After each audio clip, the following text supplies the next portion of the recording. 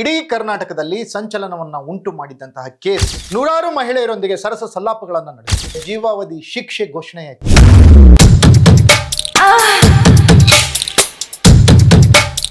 ರಾಜಕೀಯ ದ್ವೇಷದ ಹಿನ್ನೆಲೆಯಲ್ಲಿ ಪೆನ್ ಡ್ರೈವ್ ಎಲ್ಲಾ ಕಡೆಗೂ ಸರ್ಕ್ಯುಲೇಟ್ ಆಗಿತ್ತು.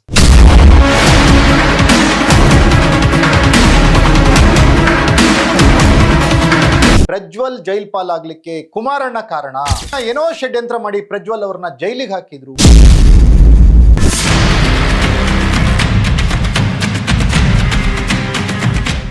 ಲೇಡೀಸ್ ಅಂಡ್ ಜೆಂಟಲ್ಮೆನ್, ಇಡೀ ಕರ್ನಾಟಕದಲ್ಲಿ ಸಂಚಲನವನ್ನ ಉಂಟು ಮಾಡಿದಂತಹ ಕೇಸ್ ಯಾವುದಪ್ಪ ಅಂದ್ರೆ ಅದು ಮಾಜಿ ಎಂಪಿ ಆಗಿದ್ದಂತಹ ಪ್ರಜ್ವಲ್ ರೇವಣ್ಣ ಅತ್ಯಾಚಾರ ಪ್ರಕರಣಗಳು, ಅಶ್ಲೀಲ ವಿಡಿಯೋ ಪ್ರಕರಣಗಳು, ಒಬ್ಬ ಜನಪ್ರತಿನಿಧಿ ಹೇಗಿರಬಾರ್ದು ಅನ್ನೋದಕ್ಕೆ ಬೆಟರ್ ಎಕ್ಸಾಂಪಲ್ ಆಗಿದ್ದು ಈ ಪ್ರಜ್ವಲ್ ರೇವಣ್ಣ.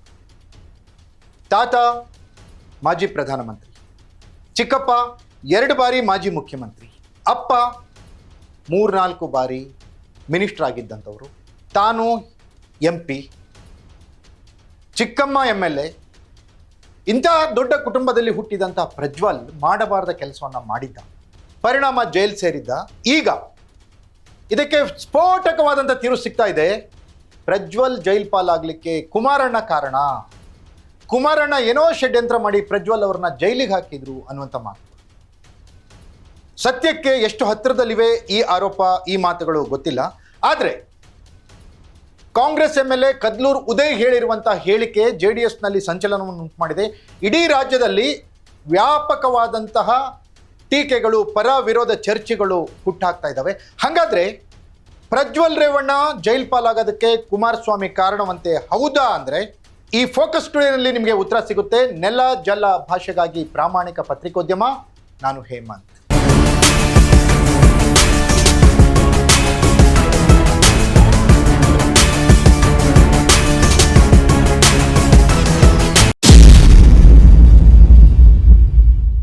ಎಸ್ ವೀಕ್ಷಕರೇ, ಹಾಸನದ MP ಆಗಿದ್ದಂಥ ಪ್ರಜ್ವಲ್ ರೇವಣ್ಣ ನೂರಾರು ಮಹಿಳೆಯರೊಂದಿಗೆ ಸರಸ ಸಲ್ಲಾಪಗಳನ್ನು ನಡೆಸಿ, ಅಧಿಕಾರಿಗಳಿದ್ರು, ರಾಜಕಾರಣಿಗಳಿದ್ರು, ಕಾರ್ಯಕರ್ತರಿದ್ರು, ರಾಜ್ಯ ಮಟ್ಟದ ನಾಯಕರಿದ್ರು, ಪೊಲೀಸ್ ಅಧಿಕಾರಿಗಳಿದ್ರು, ಅವರೆಲ್ಲರ ಜೊತೆ ರಾಸಲೀಲೆಯನ್ನು ನಡೆಸಿ ಆ ರಾಸಲೀಲೆಯ ದೃಶ್ಯಗಳನ್ನು ತನ್ನ ಮೊಬೈಲ್ನಲ್ಲಿ ಕ್ಯಾಪ್ಚರ್ ಮಾಡಿ ಆ ಮೊಬೈಲ್ ಸಡನ್ ಆಗಿ ಮಿಸ್ ಆಗಿ ಅವರ ಜೊತೆಯಲ್ಲಿದ್ದವರೇ ಆ ವಿಡಿಯೋಗಳನ್ನು ವೈರಲ್ ಮಾಡಿದ್ರು.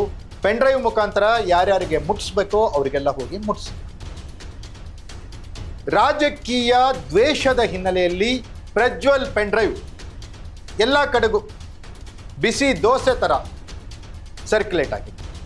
ಪ್ರತಿಯೊಬ್ಬರ ಮೊಬೈಲ್ನಲ್ಲೂ ಪ್ರಜ್ವಲ್ ಅವರ ವಿಡಿಯೋಗಳು ರಾರಾಜಿಸ್ತಾ ಇತ್ತು. ಫೈನಲಿ ದೂರು ದಾಖಲಾಯಿತು. ದೂರು ದಾಖಲಾದ ಮೇಲೆ ಮಹಿಳಾ ಆಯೋಗದ ಪತ್ರದ ಆಧಾರದ ಮೇಲೆ ರಾಜ್ಯ ಸರ್ಕಾರ SITಯನ್ನು ರಚನೆ ಮಾಡಿದೆ. SIT ನಡೆಸಿರುವ ತನಿಖೆಯಲ್ಲಿ ಪ್ರಜ್ವಲ್ ಮಾಡಿರುವ ಈ ಎಲ್ಲ ಹಲ್ಕ ಕೆಲಸಗಳು ದೃಢಪಟ್ಟು ಹೌದು ನಿಜ ಅನ್ನೋ ಥರ ಚಾರ್ಜ್ ಶೀಟ್ ಸಲ್ಲಿಕೆ. ಆ ಚಾರ್ಜ್ ಶೀಟನ್ನು ವಿಚಾರಣೆ ನಡೆಸಿರುವಂಥ ಕೋರ್ಟ್ ಪ್ರಜ್ವಲ್ ರೇವಣ್ಣ ಈ ಎಲ್ಲ ಆರೋಪಗಳು ಏನಿತ್ತು ಪ್ರಜ್ವಲ್ ರೇವಣ್ಣನ ಮೇಲೆ ಏನೇನು ಮಾಡಿದ್ರಲ್ಲ ಅದೆಲ್ಲ ದೃಢಪಡಿತು ಹೌದು ಅನ್ನೋದು ಕೋರ್ಟ್ ವಿಚಾರಣೆಯಲ್ಲಿಯೂ ರುಜುವಾತಾಯಿತು. ಪರಿಣಾಮ ಪ್ರಜ್ವಲ್ ರೇವಣ್ಣನವರಿಗೆ ಜೀವಾವಧಿ ಶಿಕ್ಷೆ ಘೋಷಣೆಯಾಗಿದೆ. ಪ್ರಜ್ವಲ್ ಜೈಲಿನಲ್ಲಿದ್ದಾನೆ, ಬೇರೆ ಬೇರೆ ವಿಚಾರಕ್ಕೆ ನ್ಯಾಯಾಲಯಕ್ಕೆ ಅಲ್ದಾಡ್ತಾ ಇದ್ದಾನೆ, ಶಿಕ್ಷೆಯನ್ನು ರದ್ದುಪಡಿಸಲಿಕ್ಕೆ ಹರಸಾಹಸ ಪಡ್ತಾ ಇದ್ದಾನೆ, ಬೇಲ್ಗೋಸ್ಕರ ಅಂಗಲಾಚ್ತಾ ಇದ್ದಾನೆ. ಇದೆಲ್ಲ ಒಂದು ಕಡೆ ಆದರೆ ಈಗ ನಿಜವಾದಂತಹ ಜಿದ್ದಾಜಿದ್ದಿನ ಹೋರಾಟ ಮಂಡ್ಯದಲ್ಲಿ ಪ್ರಾರಂಭವಾಗಿದೆ. ಮಂಡ್ಯದಲ್ಲಿ HD ಕುಮಾರಸ್ವಾಮಿ MP ಇದ್ರೆ, ಕದ್ಲೂರ್ ಉದಯ್ MLA, ಇವರಿಬ್ಬರ ವಾಗ್ಬಾಣ ಈಗ ರಾಜ್ಯದಲ್ಲಿ ಬೇರೆ ಚರ್ಚೆಯನ್ನು ಹುಟ್ಟಾಕಿದೆ. ಉದಯ್ ಹೇಳಿರೋದಕ್ಕೆ ಅಷ್ಟೇನು ಇಂಪಾರ್ಟೆನ್ಸ್ ಕೊಡಬೇಕಾಗಿಲ್ಲ, ಯಾಕಂದರೆ ರಾಜಕೀಯ ವೈರಿಗಳು ಈ ರೀತಿಯ ಆರೋಪಗಳನ್ನು ಮಾಡೇ ಮಾಡ್ತಾರೆ. ಆದರೆ ಈ ದಾಯಾದಿ ಕಲಹ ಅನ್ನೋದೇನಿದೆಯಲ್ಲ, ಕುಮಾರಸ್ವಾಮಿಯವರೇ ರೇವಣ್ಣನ ಮಗನ್ನ ಪ್ರಜ್ವಲ್ನ ಜೈಲಿಗೆ ಹೋಗಿ ಕಾರಣ ಅನ್ನುವಂಥ ಆರೋಪ ಇದೆಯಲ್ಲ, ಇದು ಕುಮಾರಸ್ವಾಮಿ ಅವರಿಗೆ ಬರಸಿಡ್ಲು ಬಡ್ದಂಗಾಗಿದೆ. ಯಾಕಂದರೆ ಹಾಸನ, ಮಂಡ್ಯ ಭಾಗದಲ್ಲಿ, ಹಳೆ ಮೈಸೂರು ಭಾಗದಲ್ಲಿ ಜನರಿಗೆ ಗೊತ್ತಿದೆ ಕುಮಾರಸ್ವಾಮಿ ಮತ್ತು ರೇವಣ್ಣನವರ ಫ್ಯಾಮಿಲಿ ಎಷ್ಟು ಅನ್ಯೋನ್ಯವಾಗಿತ್ತು.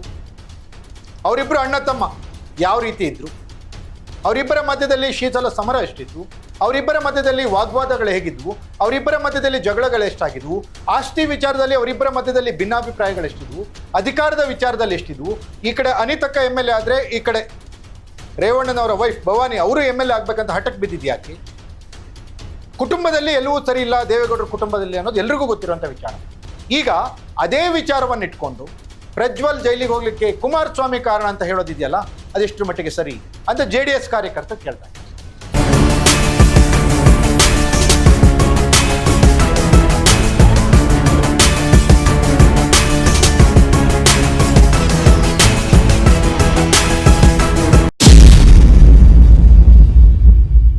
ಪ್ರಜ್ವಲ್ ಮಾಡಬಾರ್ದನ್ನ ಮಾಡಿ ಜೈಲಿಗೆ ಹೋಗಿದ್ದಾನೆ ನಿಜ. ಆದ್ರೆ ಪ್ರಜ್ವಲ್ ಮಾಡಿರುವ ಈ ಕೆಲಸಗಳು ಕುಮಾರಸ್ವಾಮಿ ಅವರಿಗೆ ಮೊದಲು ಗೊತ್ತಿರಲಿಲ್ವಾ? ಹಾಗಾದ್ರೆ ಗೊತ್ತಿದ್ರು ಕೂಡ ಯಾಕೆ ಮುನ್ನೆಚ್ಚರಿಕೆ ಕ್ರಮಗಳನ್ನು ಕೈಗೊಳ್ಳಿಲ್ಲ? ಯಾಕೆ ಕುಮಾರಸ್ವಾಮಿ ಅವರೇ ಪ್ರಜ್ವಲ್ಗೆ ಬುದ್ಧಿಯನ್ನ ಹೇಳಿಲ್ಲ? ಅಥವಾ ಈ ತರ ಆಗ್ಬಾರ್ದು ಅನ್ನೋದಕ್ಕೆ ಕುಮಾರಸ್ವಾಮಿ ಅವರು ಯಾಕೆ ಮೊದಲೇ ಪ್ರಯತ್ನಿಸಲಿಲ್ಲ ಅನ್ನುವಂಥ ಪ್ರಶ್ನೆಗಳು ಒಂದು ಕಡೆ ಇದ್ರೂ ಕೂಡ ಪ್ರಜ್ವಲ್ನ ಜೈಲಿಗೆ ಹಾಕಿಸ್ಬೇಕು ಅಂತ ಕುಮಾರಸ್ವಾಮಿ ಕೆಲಸ ಮಾಡಿದ್ರು ಅನ್ನುವಂಥದ್ದು ಇದೆಯಲ್ಲ, ಇದು ಸ್ವಲ್ಪ ನಂಬಲಿಕ್ಕೆ ಅಷ್ಟು ಸ್ವಲ್ಪ ಸಾಧ್ಯ ಅಲ್ಲ ಅನ್ನುವಂಥ ಪ್ರಶ್ನೆ.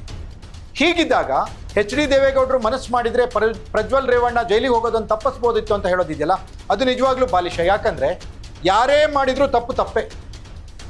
ಮಾಜಿ ಪ್ರಧಾನಮಂತ್ರಿಯವರ ಮೊಮ್ಮಗ ಮಾಡಿದ ಅನ್ನೋ ಕಾರಣಕ್ಕೆ ಅವನನ್ನು ಜೈಲಿಗೆ ಹೋಗೋದು ತಪ್ಪಿಸ್ಬೋದು ಅಂತ ಹೇಳೋಕ್ಕಾಗಲ್ಲ ಈ ನೆಲದ ಕಾನೂನಿನಲ್ಲಿ.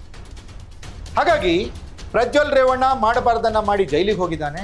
ಈಗ ಪ್ರಜ್ವಲ್ ಜೈಲಿಗೆ ಹೋಗೋದಕ್ಕೆ ಕಾರಣ ಕುಮಾರಸ್ವಾಮಿ ಅಂತ ಹೇಳಿ ಏನು ರಾಜಕಾರಣ ಮಾಡ್ತಾ ಇದ್ದಾರಾ? ಈ ರಾಜಕಾರಣ ರಾಜಕೀಯ ಹೇಳಿಕೆಗಳು ತಮ್ಮ ರಾಜಕೀಯ ಬೇಳೆಗಳನ್ನು ಬೇಯಿಸ್ಕೊಳ್ಳಿಕ್ಕೆ ಮಾತ್ರವೇ ಹೊರತು ಇದ್ಯಾವುದು ಸತ್ಯದ್ದು ಅಥವಾ ಸತ್ಯಕ್ಕೆ ಹತ್ತಿರದ್ದು ಅಲ್ವೇ ಅಲ್ಲ. ಈ ಎಲ್ಲ ಆರೋಪಗಳಿಗೆ ಕುಮಾರಸ್ವಾಮಿ ಏನು ಉತ್ತರ ಕೊಡ್ತಾರೆ? ರೇವಣ್ಣ ಮತ್ತು ಮಗ ಮಾಡಿರೋ ಕೆಲಸಕ್ಕೆ JDS ತುಂಬ ಸಫರ್ ಆಗ್ತಾರೆ. ಈ ಸಫರ್ನಿಂದ JDS ಯಾವ ರೀತಿ ಎಚ್ಚೆತ್ತುಕೊಳ್ಳುತ್ತೆ ಅಥವಾ ಎದ್ದುಕೊಳ್ಳುತ್ತೆ? ಈ ಎಲ್ಲ ವಿಚಾರಗಳನ್ನು ಕಾದು ನೋಡಬೇಕಿದೆ. ಇದಾಗಿತ್ತು ಫೋಕಸ್ ಟುಡೇ. ನೆಲ ಜಲ ಭಾಷೆಗಾಗಿ ನೋಡ್ತಾ ಇರಿ ಫೋಕಸ್. ಇಡೀ ಕರ್ನಾಟಕದಲ್ಲಿ ಸಂಚಲನವನ್ನು ಉಂಟು ಮಾಡಿದಂತಹ ಕೇಸ್, ನೂರಾರು ಮಹಿಳೆಯರೊಂದಿಗೆ ಸರಸ ಸಲ್ಲಾಪಗಳನ್ನು ನಡೆಸಿ ಜೀವಾವಧಿ ಶಿಕ್ಷೆ ಘೋಷಣೆಯಾಯಿತು.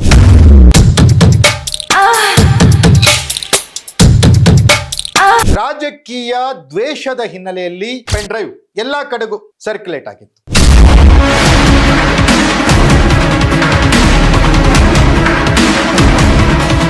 ಪ್ರಜ್ವಲ್ ಜೈಲ್ ಪಾಲಾಗ್ಲಿಕ್ಕೆ ಕುಮಾರಣ್ಣ ಕಾರಣ. ಏನೋ ಷಡ್ಯಂತ್ರ ಮಾಡಿ ಪ್ರಜ್ವಲ್ ಅವರನ್ನ ಜೈಲಿಗೆ ಹಾಕಿದ್ರು.